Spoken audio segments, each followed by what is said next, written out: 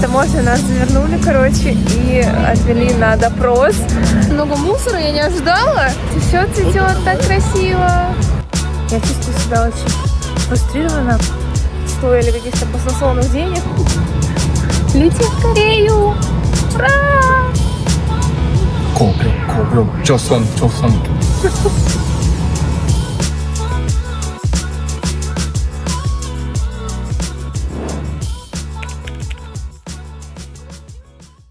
Ну что, мы прилетели в Южную Корею. Первое, что нас встретило, аэропорт Инчона. Очень современный, огромный, где все понятно и удобно. Но людей просто невероятное количество. Мы, наверное, столько давно не видели. Перед поездкой мы заранее оформили КЕТА. Это электронное разрешение на въезд в Корею. Я почему-то думала, что после этого мы спокойно пройдем границу, но все оказалось не так просто. Немного позже расскажу подробнее о том, как нас остановили погранцы и что вообще случилось. Я очень давно хотела приехать в Корею, и мы решили приехать сюда сразу на 2 месяца. И да, 2 месяца — это не случайная цифра, мы специально приехали так надолго, потому что мы хотели не просто посмотреть туристические места, а понять, какая Корея на самом деле. А именно пожить здесь, сравнить Сеул и Пусан, разобраться, сколько в целом стоит жизнь, и ответить на вопрос, который мы сами себе очень часто задавали: можно ли вообще рассматривать Южную Корею для переезда и насколько там комфортно. Ну что, давайте проверим это вместе. Жесть, Корея! Вообще нам очень повезло, потому что нас встретили друзья, но адаптация в Корее не такая простая, потому что все на корейском, мы корейского не знаем, и поначалу даже непонятно было, как вообще купить билет на метро. Мы находимся в Инчоне. Это большой современный город, в котором находится ближайший к Сеулу международный аэропорт. Фактически Инчон считается частью столичной агломерации. Здесь проживает около 3 миллионов человек, а до центра Сеула отсюда можно добраться примерно за час, а иногда чуть больше на метро. При этом жилье здесь заметно дешевле, чем в самом Сеуле, поэтому мы решили остановиться именно здесь. Так можно неплохо сэкономить и при этом каждый день ездить в столицу.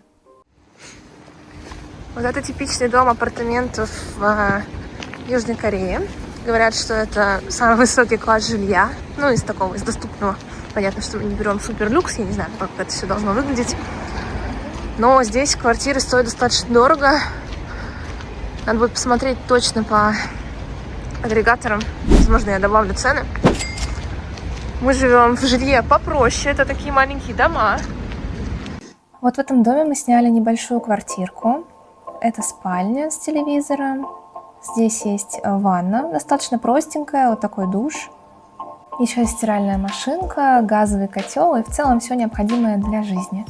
Несмотря на то, что квартира такая простая, она была достаточно уютная. Вот такая кухня с рисоваркой, с хорошей плитой и большим холодильником. Дополнительная комната, в которой был футон. И балкон с пылесосом и всякими средствами для уборки. Жилье в Южной Корее очень дорогое. И вот эта квартира была, наверное, одной из самых недорогих, которые нам удалось найти. И стоила она 420 тысяч вон в неделю. И за месяц мы заплатили $900. Наше жилье называется вилла. Есть еще класс жилья, который называется офисель.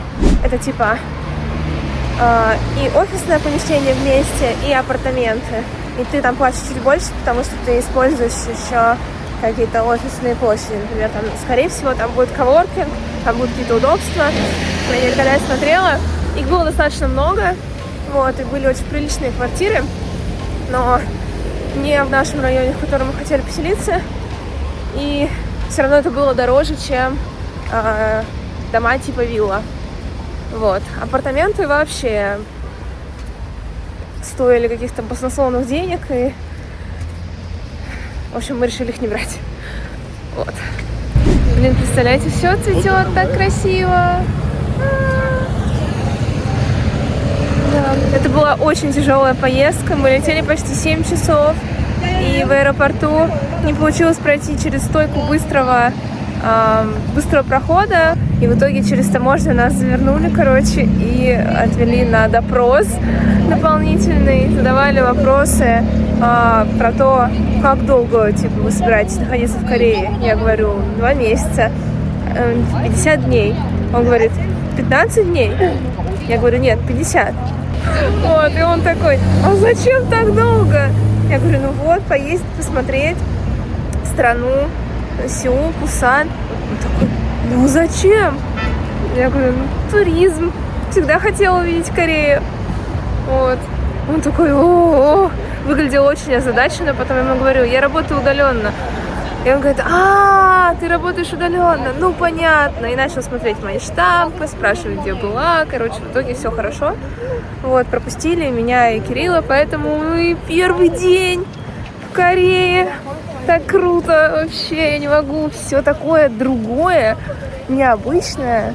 Мне очень нравится, я супер excited. Я пока вообще не понимаю, где я нахожусь. Все цветет. Мы зашли покушать. Набрали кимчи. Кирилл взял рис с чем? С кимчи и тунцом. Жесть. Как тебе? Это как рис с кимчи. Блин, очень прикольно. Вот это вот стоит $8. Я думала, там будет котлетка типа маленькая, а это две огромные просто куриные грудки в панировке. Зашли снять деньги. Ничего не понятно.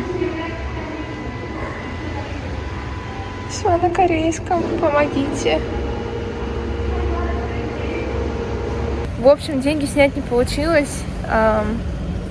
Банкомат просто возвращает карту, там везде написано типа no cash, и там был какой-то кореец, мы спросили у него типа что делать, я пыталась загрузить в чат GPT фото, и ничего не понятно, и он начал отвечать по-корейски, и в итоге мы через Google переводчик как-то, он говорит, давайте вы пришлете мне деньги, а я сниму, говорю, мы не знаем как, что делать, когда они придут, сейчас пришлешь ему, они будут 2 дня идти, и он просто уйдет и скажет, ну все, до свидания. На самом деле очень мило, что он вообще предложил перевести деньги, и что он не забил и не ушел. То есть он прям старался изо всех сил как мог, но говорил по-корейски, поэтому мы ничего не понимали. Вот. И в итоге переводчик там наговаривал. Мы бедные, безденежные ребята сейчас, потому что мы не понимаем, как нам снять деньги с карты, не получается снять. Нужно идти в определенный банк, который сейчас в воскресенье, сейчас все закрыто. И в Money Exchange тоже, они не близко. Те, которые нам подходят, они типа банк 4 штуки, а Money Exchange ближайший в нескольких километрах отсюда. Короче, блин, вообще непонятно, что как делать, что платить, как. Ну, как-нибудь разберемся. Это школа. Прикольно. Еще здесь не работают Google карты. Вернее, не работают, просто они пустые. Никто ими не пользуется. У них есть свои Kakao Maps и еще одни какие-то. Не помню, как называются. Только скачала. Вот. Короче, очень сложно. По-английски ничего не находится. Money Exchange не находится. Пришлось переводить на корейский, что это хванчол. Хванчол тут где-то есть. Типа обмена денег. Просто я не могу. Очень сложно.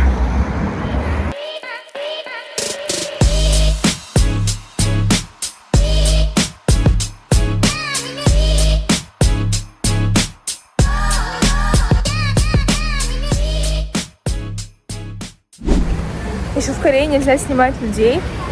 И когда ты подключаешься к корейскому сотовому оператору, ты не можешь убрать звук с щелчка камеры на телефоне. Даже если ты полностью уберешь звук, он все равно будет щелкать.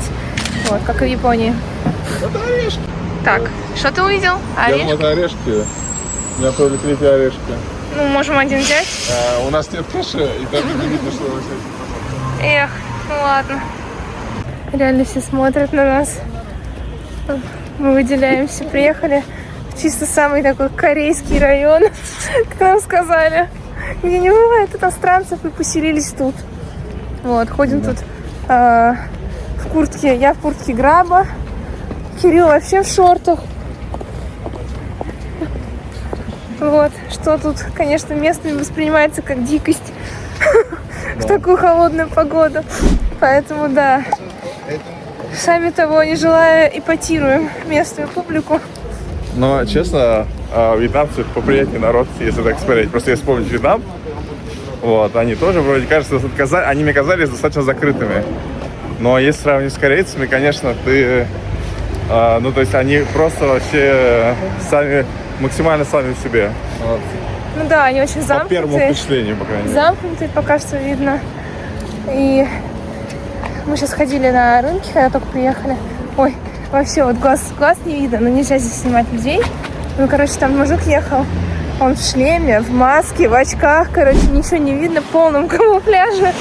Вот, они вообще здесь любят шифроваться. Короче, впечатления прям смешанные пока. А еще очень много мусора, я не ожидала. Я думала, в Корее чисто. Церковь. У них все церкви такие, очень странные. Вообще меня очень удивило, но Южная Корея считается довольно нерелигиозной страной. По данным переписи, около половины жителей вообще не относят себя ни к одной религии. Среди верующих крупнейшая группа – христиане. Примерно 17% протестанты и около 11% католики. Буддисты составляют около 16% населения. При этом многие корейцы одновременно соблюдают традиционные обряды, связанные с конфуцианством и почитанием предков, даже если официально не считают себя религиозными. Это что, пентаграмма? Помолимся не вслух и сюда не сразу. Везде цветет сакура.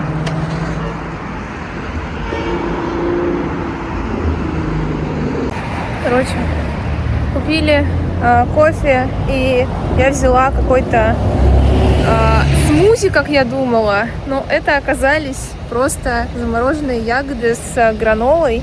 И мне дали ложку, я говорю, а это как, водой заливать или как? Что с этим надо сделать? Как это пить? Они говорят, а это не пить, это ложка есть, как мороженое. Я думаю, блин, вот. В итоге холодно, Кирилл пьет горячий кофе. Да, А лучше берите стандартное. ем мороженое. Я взяла спешл какой-то, да, и, короче, пролетела. Просто шли, пришли в какой-то странный район. Такой корейских трущоб. Магнолия цветет. Хрущобы? Это не похоже на трущобы. Это просто старые домики, которые, я думаю, не самые дорогие. Коттеджи. Что еще заметила? В Корее вообще нет мусорок на улицах. Забота об уборке мусора возложена на граждан. Поэтому, если ты купил себе кофе или, как я, стаканчик замороженных ягод, то ты ходишь с ними, ну, до талого. Просто ходишь с ними, пока не найдешь мусорный бак, которого нет нигде. Вот мы прошли уже, наверное, полчаса. За полчаса ни одного мусорного бака. Вот. Не знаю. Теперь квест. Выкинь стаканчик.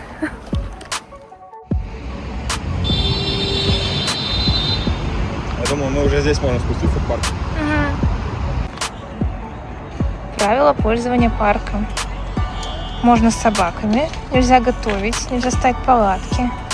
Нельзя велосипеды, мотоциклы. Нельзя шуметь. Нельзя слушать музыку. Нельзя продавать. Нельзя пить, курить. Нельзя сажать цветы. Нельзя мусорить. Понятно. Вот такой парк. Как мило. Не снимай других. Да.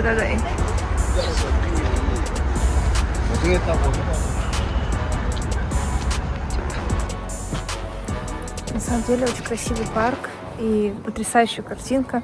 Везде цветут сакуры. Но мне сегодня немного грустно, потому что я чувствую себя очень фрустрированно. У меня ощущение, что я первый раз за границей вообще. Корея очень замкнутая в себе система.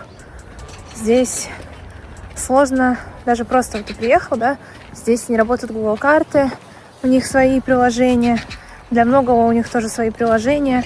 Очень сложно снять деньги, обменять деньги, вообще с чем-то разобраться. Корейский язык тоже, везде все говорят по-корейски, никто не говорит по-английски. У меня ощущение реально, что я вот такой неопытный турист, который просто куда-то приехал и такой: «О, отведите меня за ручку, я ничего не понимаю». Вот. И я уже отвыкла от этого, потому что мы много где были и привыкли, что мир достаточно глобализирован. И в целом интуитивно, если ты разобрался в чем-то одном, в какой-то транспортной системе, да, как снять деньги, где купить сим-карту, то в целом в любой стране ты достаточно быстро найдешь способ это сделать. Но в Корее каждое какое-то такое действие — это прямо очень сложно. Вот. Поэтому пока что это меня немножко вгоняет в тоску. И я надеюсь, что мы постепенно совсем разберемся. Но это самые-самые первые впечатления. Вот, просто делюсь. Жесть, это кто такой? 그림자하고 비치는 게 너무 이쁘다. Гусь какой-то. Классно.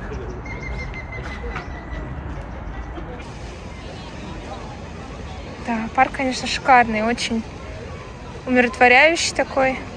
Но при этом здесь куча народу. Я вот так быстро покажу, потому что здесь нельзя снимать людей. Просто толпы людей. Трафик, наверное, как в Малайзии в торговом центре. Люди постоянно идут в парке. Кстати, хороший совет. Непрерывным потоком. Вот. Это круто, что люди так любят отдыхать на природе. И наши друзья, которые здесь живут, сказали, что утром вот в метро очень много всяких бабок, потому что они все едут из Сеула, за город на хайк. И это у них очень популярно. У них метро уходит далеко за пределы города. И, это здорово. Люди активные. Мне такое нравится. Да. Вот. Я рад, Круто. что здесь гуляют люди. И здесь везде пешеходный переход. Да, Кириллу очень нравится. После Малайзии. Любые Чудесно. дороги можно перейти. Да. Все на порядке. Как носочки выглядят. Вот. Я превращаюсь в корейца. Знаешь, поймался на уши. Знаешь, корейца. Что-то она странная. Посмотри, как она выглядит. Да. Что она ненормальная. Буквально я сейчас. Зашла в туалет, это очень странное мыло. Я не могла понять, как им пользоваться.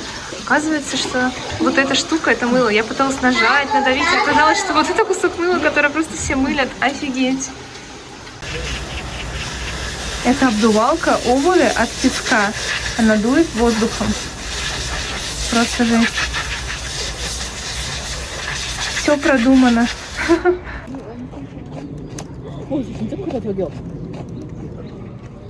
몰라. 뭐야 악어인데?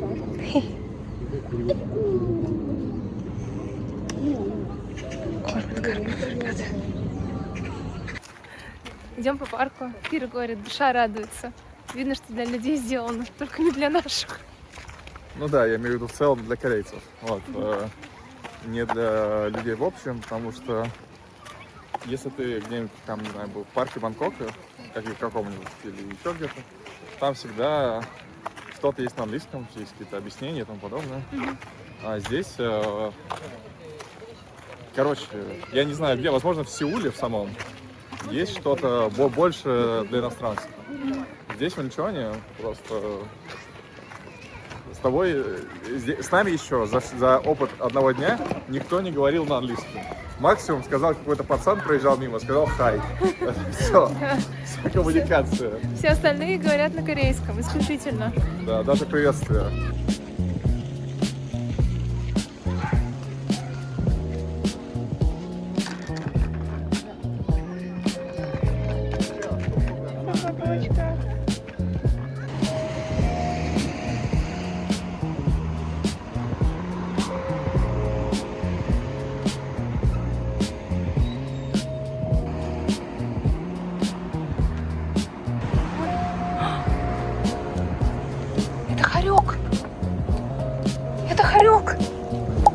Это хорек. Ой, смотри, смотри. Где? Вон, да вон он, это уизл. Хорек. Вон он. Вот он. Жесть.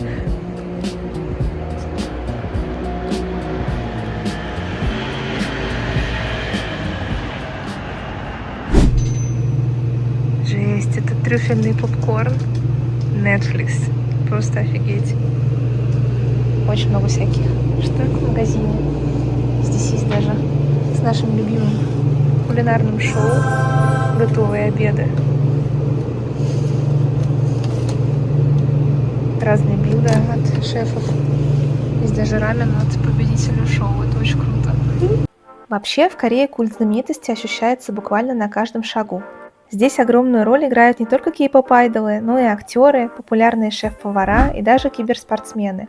Например, легендарный игрок League of Legends Faker настолько популярен, что его лицо можно увидеть не только в интернете, но и на упаковках обычных продуктов, типа рамена. С местными звездами выпускают буквально все. Рамен, кофе, бургеры, напитки, косметику, одежду и бесконечное количество мерча.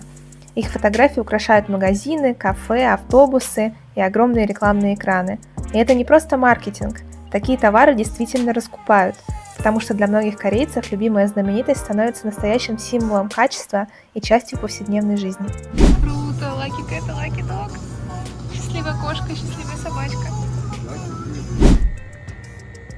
Обзор покупок в корейском супермаркете. Вот что я купила на 50 тысяч вон. Упаковка 30 яиц. 2 пачки куриных грудок. Кимчи. Клубника за 3 900. Упаковка лапши с соусом. И куча газировок. Вот еще 2 протеиновых коктейля. В Корее очень много вкусных газировок. Это с персиком без сахара. Доктор Пеппер без сахара. Это мохито без сахара. Это какая-то местная. Chilsung Zero Юджа. Это яблочная какой-то Темс. Тоже не пробовала раньше. Здесь есть фанта, персик без сахара. Это просто жесть. И это тоже без сахара. Написано сидр, но это со вкусом сидра.